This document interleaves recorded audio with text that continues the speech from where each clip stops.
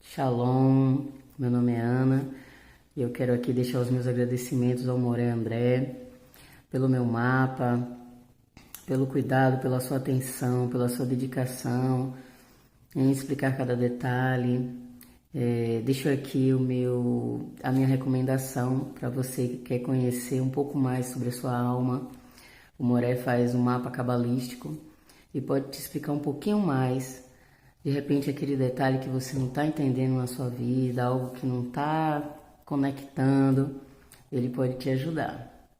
Nos escritos originais, dentro do Novo Testamento, não está 666. Se não me falha a memória, está 617, 630, alguma coisa nesse sentido. Mas a gente sabe que a gente nem sabe o que é realidade dentro do Novo Testamento. E aí o que acontece? A gente sabe que muita coisa não tem como você saber ali, né? Vamos ver aqui na Torá, eu estou dividindo a tela com vocês, a gente vai falar um pouco sobre 666 e depois Deus em grego é Theos, mas também tem um fragmento que fala que Ie é Deus em grego. Mas vamos olhar aqui na Torá o que está dizendo aqui para gente. Aqui a palavra, ó, além disso, ele não deve manter muitos cavalos ou enviar pessoas de volta ao Egito para aumentar seus cavalos, pois Adonai advertiu você, você não deve voltar para o seu caminho novamente. A palavra cavalo está aqui, ó, sus, um samer, um vav e um samer. Aqui em cima eu tenho o sus novamente, um samer, um vav e um samer. Muito bem. O que acontece aqui nessa situação? Nessa situação, vamos abrir aqui um novo slide para a gente poder falar desse assunto. Eu tenho a palavra sus, ela está exatamente com um samer, um vav e um samer, e é a palavra cavalo. Então eu tenho aqui, ó, cavalo em hebraico. Cavalo. Então, cavalo não tem nada dentro desse sentido aqui que vai lembrar o 66. Eu vou explicar para vocês por quê.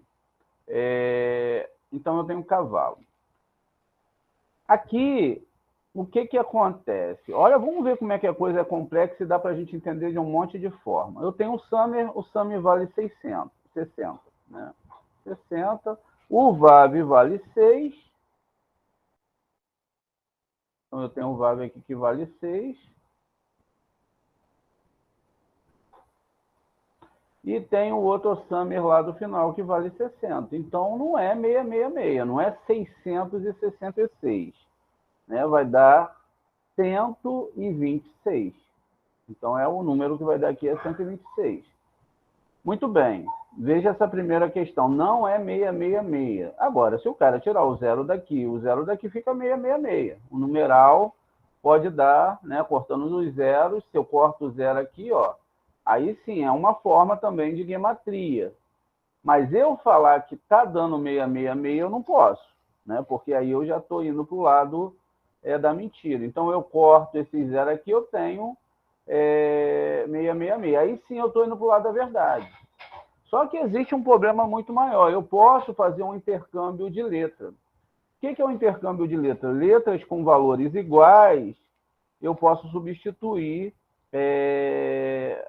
por letras que têm o mesmo valor. No caso aqui, para dar 666, eu teria que ter um men final aqui. Então, eu teria que pegar esse número aqui, né, substituir, e ia mudar toda a configuração numerológica da palavra. Então, aqui eu teria que ter um men final, que aí a gente sabe que o men final não está no final da palavra, exceto quando é um número. Então, aqui é um número, então é o 600. Então, eu tenho um men final aqui, olha lá, ó, mudou. Aí eu apago esse vav, ok? E aí eu boto o outro vav aqui no final. Tá vendo lá? Então, aqui eu tenho realmente o 666. Numerologicamente falando, aqui, ó, existe uma grande diferença, tá vendo? A organização da letra foi cambiada. Agora, como nós estamos em câmbio de letras, ou seja, a questão aqui, quando ele fala, é o efeito sonoro que a palavra tem, sus, né? Sus, ela lembra o final do nome Jesus. Então, você tem aqui, né, na verdade, um J aqui no final. Então, Jesus. Então, esse nome que eles colocam aqui, eles dizem que representa, né, o Deus deles lá. Tá difícil aqui, ó. Então, esse nome aqui representa o Deus lá. Quando a gente pega esses fragmentos agora no grego, então eu tenho aqui, na verdade, não era G, era IE. Anteriormente não era usado de forma nenhuma o J. O J tem 400 anos que foi criado. E aí eu tenho o IE, que vai ser Iesus. Então essa parte aqui, IE, esse fragmento dessa palavra, ele lá em grego ele é Deus, significa Deus. Já a parte sus, né, que está ligada lá à palavra cavalo em hebraico, é cavalo. Então, ficou estranho. Ficou estranho porque a gente está vendo que isso é uma questão que a Torá proíbe. Está entendendo? Outro ponto é que agora aqui eu tenho Deus cavalo. Então, né, Deus cavalo. A letra J foi criada por um francês no ano de 1480 ou 1580, por ali. Então, é uma letra muito recente. E o engraçado é que tudo tem um significado muito grande, porque a letra J, se você para olhar, ela parece o quê? Ela parece um anzol. Então, ela lembra que um anzol, e esse anzol serve para quê? Para pescar pessoas, tá vendo? Então, esse anzol serve para pescar pessoas. Então, é toda uma questão em cima desse nome. Agora, não adianta você falar isso para o cristão, que ele não vai entender isso, ele nem está chegando perto. Aqui, agora sim, nós temos, aqui nós temos 666, o que é um grande tiro no pé da própria igreja. A gente sabe que durante seu período de existência, a igreja ela foi muito contra a ciência, né? Então, houveram várias pessoas que foram mortas por falar que a Terra tinha um certo formato. Enfim, era um absurdo. Não se aceitava nada e tudo era somente o que eles ditavam. Enfim, os absurdos que a igreja fez durante a sua existência e na falta de uma identidade científica também, fez com que os absurdos pudessem surgir. Com isso, a gente tem, então, aqui, ó, 666. Man, Summer e Vav. Moré, então aqui está errado? Não, não está errado. Está certo o cara fazer a ligação. Mas não está exatamente. Então, eu posso mais ligar a questão SUS a cavalo, que está escrito. E aí, o que acontece? Vejam só que coisa legal. O que representa o Summer? O Summer lá e representa um ciclo de 360 dias. Então, esse ciclo de 360 dias é representado por um círculo.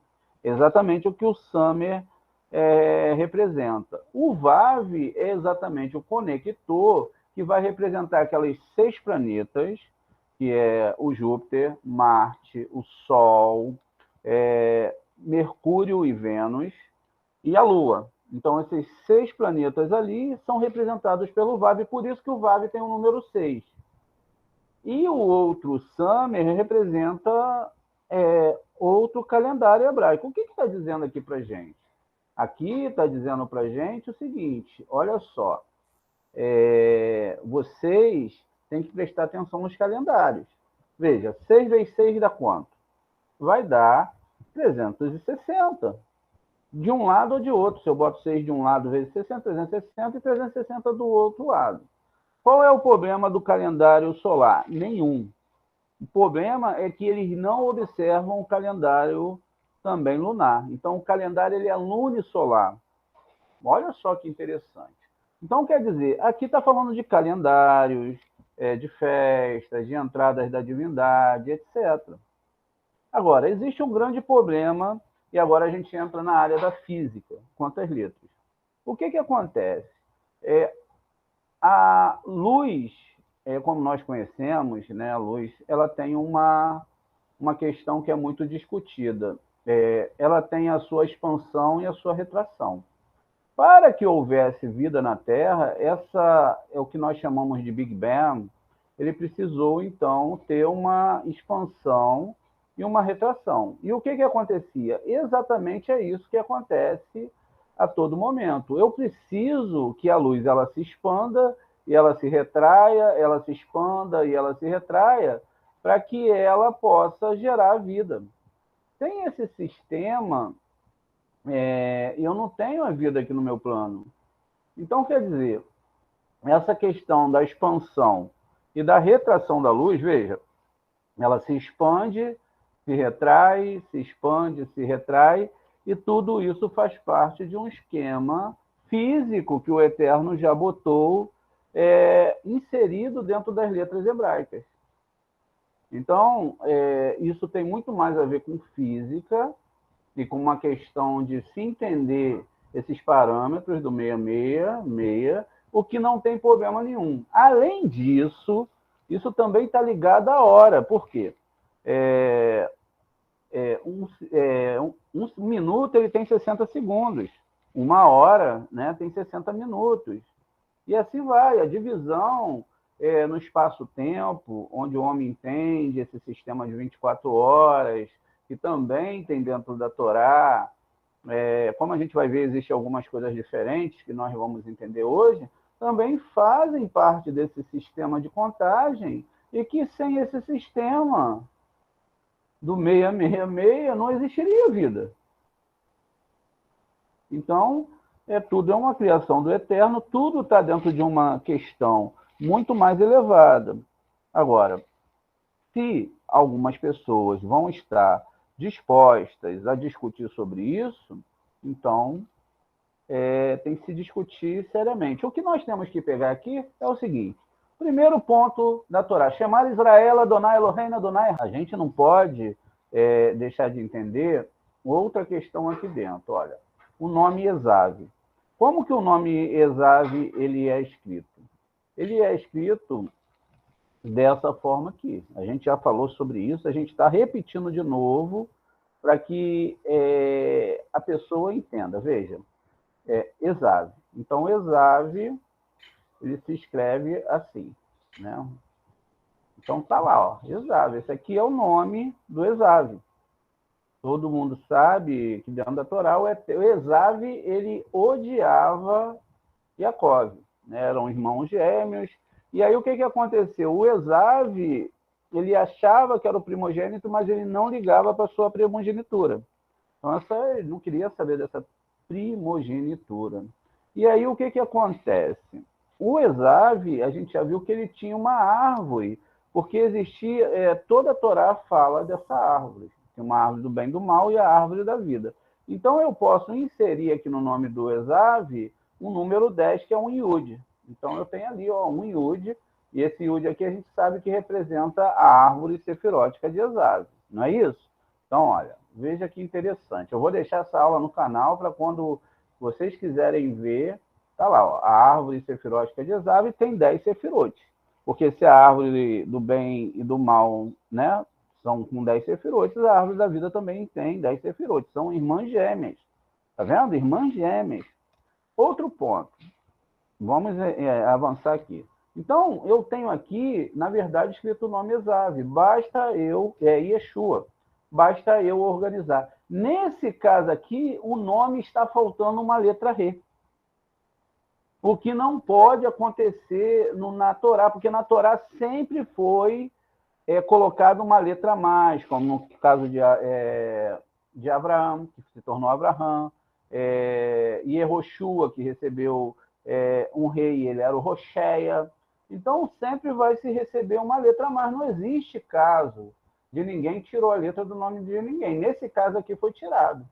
Não só o Yud, né, porque como Rê, porque aí seria a parte principal do tetragrama.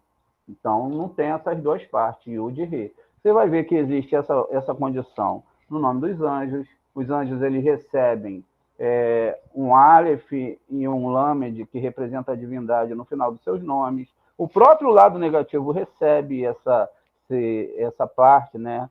Elo, ele recebe lá, ou Iá, Yud Rê.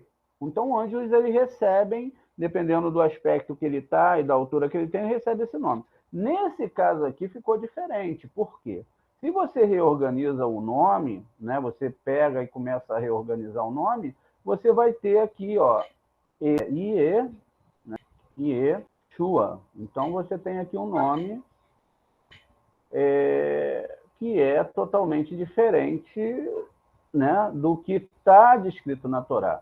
Agora, existe um grande problema. Esse nome também significa salvação. Você vai encontrar esse nome lá no livro de Esdras, já dessa forma aqui. Para a Cabala e para a Torá é uma coisa horrível, porque o nome ele perde o rei, porque seria Iehoshua, tá vendo? Ele não tem esse rei aqui. Outro ponto aqui dentro, além desse, é que esse nome não é um nome. Salvação não é um nome. Então, não é um nome próprio. Desculpa, é um substantivo. Então, o que acontece? É a salvação. Vamos lá. O Paulo é a salvação de alguém. Não tem nada a ver com o nome próprio. Se tivesse o rei, aí sim. Tinha um rei e está agora trazendo um nome próprio. Então, onde você vai procurar na Torá, na Taná, está falando de salvação. Aí a pessoa acha um texto lá, e aqui, ó, salvação. Está aqui. Deus é a salvação. Aí vai ter esse nome lá, com os sinais maçoréticos iguais. Mas não está sendo ligado a nenhum nome próprio. Conforme eles usam lá o livro de Isaías, então era para estar lá que, como eu posso colocar, que o nome tinha que ser Immanuel, né? Então, Immanuel. Mas, na verdade, então não tinha nem que ser nem Yeshua, nem JC, tinha que ser Immanuel. Deus, né? Está escrito lá. Então, aí existem várias falhas nesse sistema.